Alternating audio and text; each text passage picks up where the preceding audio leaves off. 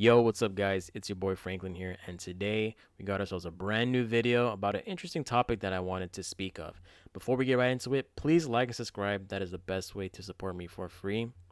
We're trying to get to 10K still. It's been a little slow. I know the DLC is right around the corner. Can't wait for that, but please like and subscribe, and don't forget to turn on notification bell. Let's get right into it. One of the biggest controversies that I've seen on my videos or live streams whenever I had the time to do so, besides genning and hacking, which is a whole can of worms to open, the other Pandora's box that people love to open is equating the number of sales of a Pokemon game and using that as the only metric to justify whether a game was good or not, which is really not a good argument. Actually, it's quite dumb because let's say, and we're looking at this data that we see here, and this data is pretty current. It's as of September 2023, so been a couple months. And we clearly see red, blue, and green being number one. They're the OGs, undisputed kings. I mean, they're one of the most influential games of all time. There's no debate why they're up there. And next you see is Sword and Shield and Scarlet and Violet, both which were released on the Switch. You know, we're still technically in the lifespan of the Switch, although I'm starting to think that maybe in a year or two, the Switch is going to get phased out for new hardware. But looking at these sales of Sword and Shield and Scarlet and Violet, it's pretty impressive, right? Then you see Gold and Silver, you got Diamond and Pearl, XY, and then you got so on and so forth. So now, let's talk about whether these questions I'm about to ask you are true and false. Let's just imagine. Let's have a superficial argument right now. Just by looking at these numbers, and people tend to say, well, just because, Scarlet and Violet outsold Legends Arceus, clearly Scarlet and Violet is a better game than Legends Arceus. Or they'll say, hell, Brilliant Diamond and Shining Pearl, which sold 14.65 million copies, is far better than Omega Ruby because Omega Ruby didn't sell that much. Okay. All right, let's put this into perspective and just go ahead and answer these questions of whether they're true or false. Are you meaning to tell me that this game, Pokemon Scarlet and Violet,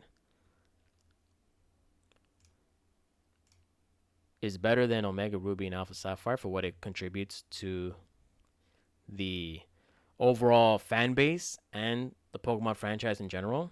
You mean to tell me that Pokemon Scarlet and Violet, by the logic of using sales numbers, is better than Legends Arceus? A lot of the community would disagree. Are you saying Legends Arceus is not better than Brilliant Diamond and Shining Pearl? Are you saying Brilliant Diamond and Shining Pearl is better than Omega Ruby and Alpha Sapphire? I don't think so, right? Are you meaning to tell me, by using the logic of sales, Brilliant Diamond and Shining Pearl has better contributions overall than one of the most classic remakes, probably one of the greatest remakes ever in Pokemon history, which is Heart Gold and Soul Silver? No, right? So then why on earth would you say that just by looking at the numbers? So in order to take into consideration what the numbers truly mean, there's a couple factors. There's pre-orders. The moment you get a pre-order into your Switch and prior to the week you start downloading all that stuff, that moment that download kicks in, that counts as a sale. There wasn't such things as that back in the day, bear in mind, for some of these games. But the moment you pre-order, the moment you buy double packs, that counts as one. The moment you input a digital code, that counts as a sale as well. But just because you're seeing the numbers and you're saying, well, Sword and Shield, 26 million. Damn, it's twice as better as Legends Arceus, right? That's not factually true. If you're speaking from the Pokemon experience, who you are as a player, Legends Arceus kind of changed the way we've played Pokemon. Now, Pokemon is broadening its horizon into open world kind of stuff with tasks, catching Pokemon that isn't by the logical standard that we've been acquainted to for many years. And yes, Sword and Shield has tried to do open world stuff in a way, but it's still a corridor game. As a matter of fact, it's quite ironic that people are saying that Sword and Shield is better than Legends Arceus by using the sales theory alone when y'all forgot about Dexit. I know y'all were complaining about Dexit. Y'all were complaining about those trees and all those graphics, and the story of Sword and Shield was trash. Your buddy, your best buddy in the games was not great. The champion is kind of corny. Y'all were complaining about Dynamax raids, being broken in regards to online usage, and the fact that you were complaining that DLC was really expensive. But Legends Arceus didn't have that problem. The only problems that were major to Legends Arceus was maybe frame rates. Maybe sometimes there's going to be a little bug here and there. Maybe a crash. But Legends Arceus had a bigger impact overall for the franchise and for the fan base than Sword and Shield. I would argue has a way bigger impact than Scarlet and Violet. And here's the thing. Scarlet and Violet, oh man, clearly it's better than the previous games. Clearly this game is better than this game.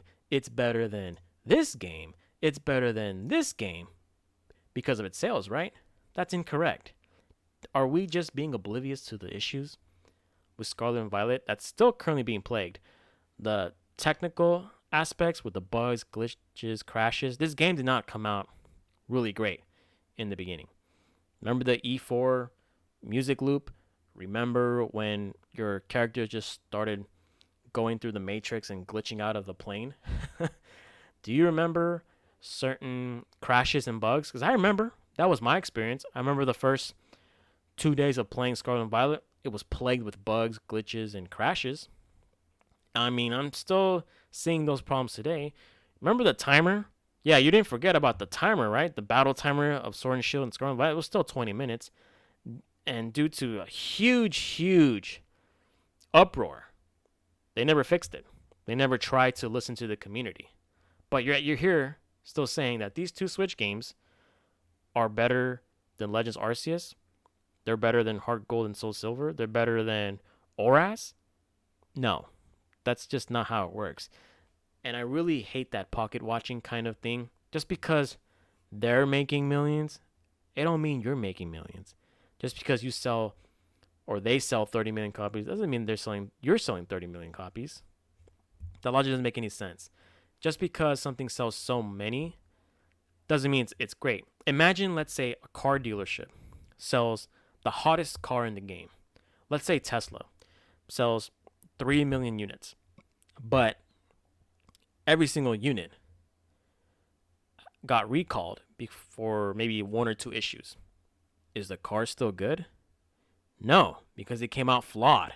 And the same logic can be used for using numbers in an argument saying that these games so and so are better than such and such. Of course not. But here we are. That's just me. That's just my opinion. Let me know what you guys think. Clearly, I'm going to repeat again. Clearly, if you think Scarlet and Violet is better than Legends Arceus, I don't know what to tell you.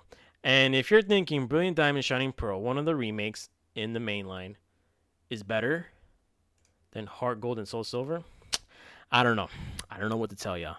It's your boy Franklin, signing out. Peace.